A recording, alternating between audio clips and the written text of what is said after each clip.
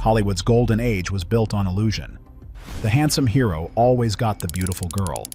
But what many overlooked is that off-screen, it was a different story. We're talking about 10 massive stars who chose wives that left the entire industry speechless. These were women so far from the glamorous ideal that publicists worked overtime to keep them out of the papers. From baffling choices to downright bizarre partnerships, we're exposing the truth. You won't believe the secret behind the man at number 2. Number 10. The wife they erased. You see, Tracy, with his rugged features and naturalistic acting style, projected an image of masculine integrity that made him one of MGM's most valuable assets. This carefully constructed persona required the systematic erasure of Treadwell, whom Tracy married way back in 1923, long before his rise to stardom. The contrast between Treadwell and Hepburn was, to put it mildly, dramatic. While Hepburn possessed aristocratic beauty, sharp intelligence, and immense talent, Treadwell was described by the few who glimpsed her as plain, matronly, and severe. More significantly, she was partially deaf. This condition made her uncomfortable in Hollywood's social world and provided a convenient excuse for her absence from industry functions. As one industry insider bluntly assessed the situation, he was linked to Katharine Hepburn, but stayed married to a woman Hollywood never wanted. This unusual arrangement, a marriage that existed on paper and in financial transactions, while Tracy openly conducted a relationship with Hepburn, revealed the extraordinary measures studios would take. They had to maintain marketable illusions about their stars' lives. The birth of the couple's deaf son in 1924 created a turning point. While Tracy reportedly struggled with guilt over his son's condition, Treadwell dedicated herself to creating educational opportunities for deaf children. This mission became her life's work, funded by Tracy's career earnings, even as he lived separately from her. MGM's publicity department performed extraordinary feats of misdirection. Rather than acknowledging his legal marriage and separation, they created the impression that Tracy was simply an intensely private man. Photos of Treadwell were virtually non-existent. One film historian noted that Louise Tracy was so successfully erased from public consciousness that when she appeared at Tracy's funeral, many attendees genuinely had no idea who she was. This marriage exposes the gap between Hollywood's careful narratives and the messy realities they concealed. The romantic myth of Tracy and Hepburn required the complete erasure of a wife whose very existence complicated the story. Number 9. Mickey Rooney.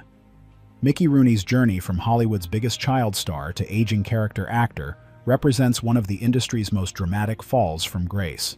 His marital history traced an equally shocking trajectory.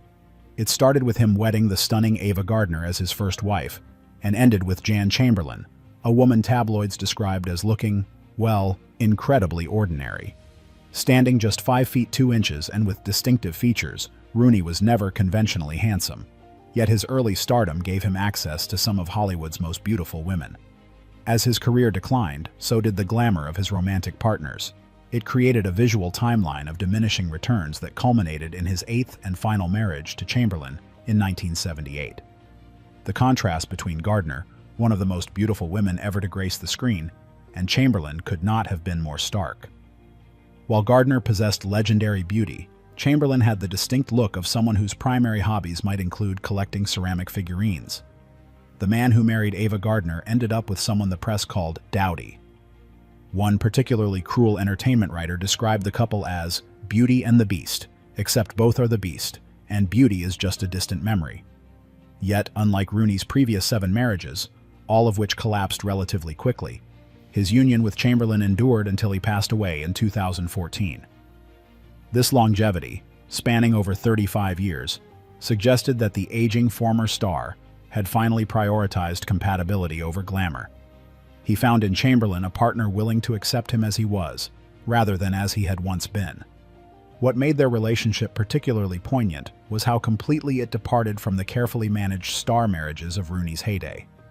No studio publicist swooped in to arrange flattering photo shoots or provide stylists to glamorize Chamberlain. The couple appeared as they were, an aging former star and his ordinary-looking wife, navigating life far from Hollywood's center stage. Number 8. A union of intensity. George C. Scott's ferocious intensity made him one of America's most respected actors, despite a face that looked, in his own words, like a clenched fist. With his perpetual scowl, broken nose, and intimidating physicality, Scott defied Hollywood's pretty boy standards while commanding unprecedented respect. His twice-married, twice-divorced relationship with actress Colleen Dewhurst represented the rare Hollywood pairing where talent thoroughly trumped traditional beauty. Dewhurst, described by theater critics with the backhanded compliment of possessing magnificent unconventional looks, brought a commanding presence and extraordinary voice to her performances. But she lacked any of the physical attributes Hollywood typically required of actresses. She belonged on Shakespeare's stage, not the cover of photoplay, noted one industry observer. With her strong features, imposing height, and complete indifference to glamour, Dewhurst represented the antithesis of the decorative, submissive wife typically seen on actors' arms. What made the Scott-Dewhurst relationship particularly notable was that neither partner attempted to conform to industry beauty standards. They seemed almost defiant in their ordinariness. One particularly vivid description ran that they looked like they were both carved from granite using mining explosives. Another industry wit reportedly remarked, "Together they have the yet appeal of a highway collision, but more talent than the rest of Hollywood combined." Their volatile relationship, they married in 1960, divorced in 1965, remarried in 1967, and divorced again in 1968-1972, reflected the tempestuous artistic temperaments that made them both such compelling performers. Colleagues described witnessing explosive arguments followed by periods of intense creative collaboration. What separated the Scott-Dewhurst pairing was its foundation in mutual artistic respect. In an industry where marriages often functioned as strategic career moves, their relationship represented a genuine connection between artistic equals. After their second divorce, Dewhurst famously remarked, "George and I had a great deal in common. We loved acting, and we both hated pretty people. But a marriage of talent is one thing. One star married his teacher, who looked nothing like a H-Wood wife." Number 7. A partnership beyond looks.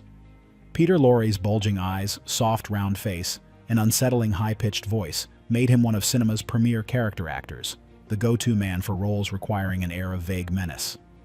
His distinctive appearance, perfect for playing complex miscreants, limited his romantic prospects in image-conscious Hollywood. This makes his marriage to Celia Lovsky all the more remarkable. If Lorre was physically distinctive, Lovsky was visually striking in her own right. The Austrian actress, significantly older than Lorre and his former drama teacher, possessed a severe, angular face. With her perpetually stern expression and masculine fashion choices, Lovsky seemed less like a Hollywood wife and more like a prison warden who had accidentally wandered onto a movie set. "The Master of Menace married a woman even creepier than his characters," wrote one merciless gossip columnist. "Together, they look like before and after photos from an experiment that should have been terminated." Yet, their relationship revealed something rare in superficial Hollywood, a genuine intellectual and artistic partnership that transcended conventional attractiveness. You see, Lovsky had discovered Lorre in Vienna, recognizing his extraordinary talent long before Hollywood. She coached him, shaped his artistic development, and ultimately helped create the persona that made him famous. What made their relationship particularly poignant was Lovsky's role as Lorre's protector during his long and difficult struggle with substance abuse. While other Hollywood wives might have abandoned a husband with Lorre's escalating problems, Lovsky brought the same discipline to managing his career that she had shown in developing his talent. She negotiated with studios, managed his finances, and repeatedly saved him from professional destruction. "She looks like she could scare a gargoyle off a cathedral," one director reportedly remarked. "But without her, Peter would have been destitute years ago." Theirs wasn't about creating a photogenic couple, it was about survival. Number 6. A transactional union. Anthony Quinn exuded raw masculine power on screen, his rugged features making him Hollywood's go-to choice for ethnic characters. His off-screen romantic conquests were legendary, which made his marriage to Catherine DeMille all the more puzzling. As the adopted daughter of legendary director Cecil B. DeMille, Catherine brought Imperial Hollywood connections. What she didn't bring was beauty. Described by gossip columnists as having features intense enough to curdle milk, her severe appearance made her seem more like a disapproving schoolteacher than a Hollywood spouse. Her face could halt a charging rhino at 50 paces, one cruel columnist wrote. The calculation was transparent. Quinn, a Mexican-American actor, gained direct access to one of the industry's most powerful families. The nakedness of the arrangement shocked even Hollywood, especially given Quinn's flagrant infidelity. While Catherine raised their 5 children, Quinn conducted numerous affairs, exposing the transactional nature of their marriage. Quinn wanted the DeMille name, but couldn't stomach the DeMille face, one gossip columnist allegedly wrote.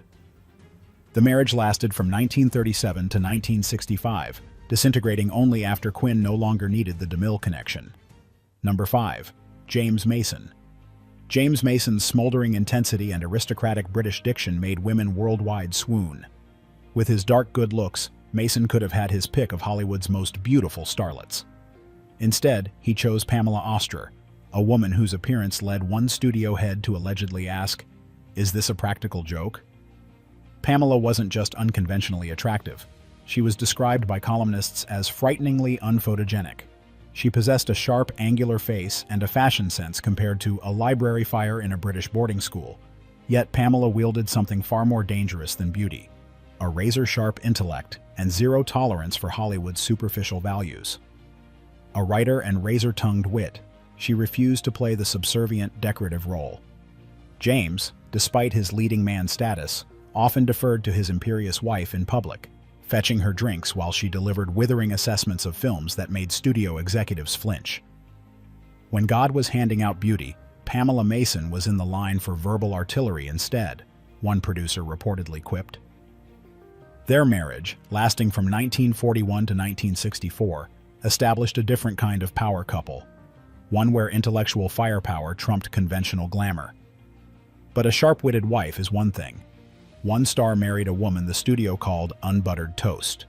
Number 4. Wallace Beery. Wallace Beery built a career playing lovable grumps, but off-camera, he was Hollywood's undisputed champion of cruelty. Studio chief Louis B. Mayer himself called Beery the most hated man in Hollywood.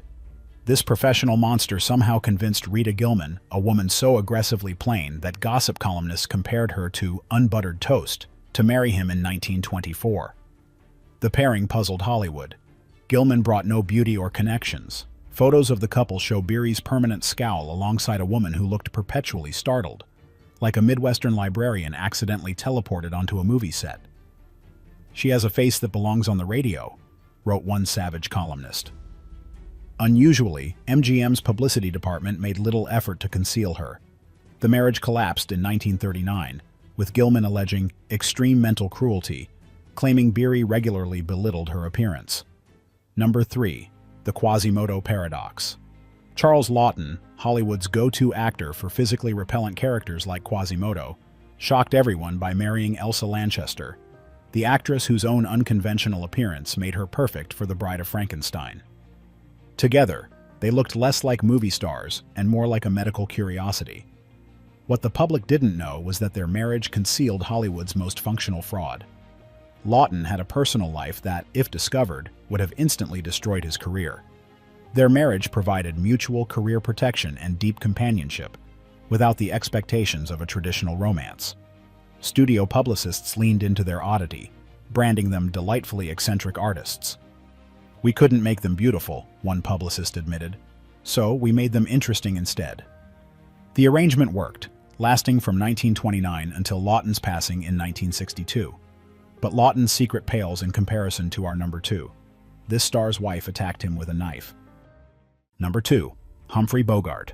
Before Lauren Bacall tamed Hollywood's toughest tough guy, Humphrey Bogart spent years locked in marital combat with a woman industry insiders called the Gargoyle with a Grudge, Mayo Methot. Methot earned her nickname Sluggy, not just from her plain face, but by regularly attempting to rearrange Bogart's features with her fists. Their violent, drunken domestic battles became so legendary they were dubbed the Battling Bogarts, and their home was nicknamed Sluggy Hollow. Bogey could face down gangsters on screen, but he'd hide under tables when Methot went on the warpath. Studio publicists worked overtime to keep her pugnacious visage away from cameras. The danger was real. During one brawl, she allegedly attacked Bogart with a butcher knife, sending him to an emergency room. He famously claimed he'd cut himself shaving to cover it up. The entire industry breathed a sigh of relief when Bogart finally escaped by falling for the luminously beautiful Lauren Bacall. Number 1. The The Bus Station Beauty. Ernest Borgnine made a career playing men whose faces looked like they'd been assembled by a committee, winning an Oscar for Marty as the ultimate triumph of talent over appearance. Yet, this star managed a disastrous 32-day marriage to the stunning Broadway legend Ethel Merman. After 3 failed marriages, Borgnine's 4th and final matrimonial choice left Hollywood genuinely speechless. Donna Rancourt didn't just fail to meet Hollywood's beauty standards, she seemed to be actively campaigning against them. With her matronly figure in department store fashion, she looked less like an actress than someone organizing a church bake sale. "Jesus Christ, did he find her at a bus station in Duluth?" gasped one publicist. "He picked someone who makes him look like Robert Redford by comparison," sneered an insider. Yet this seemingly mismatched pair created something incredibly rare, a lasting marriage that endured for 40 years until his passing. It makes you wonder, was all the Golden Age glamour just a complete lie? Let us know what you think. Don't forget to like and subscribe.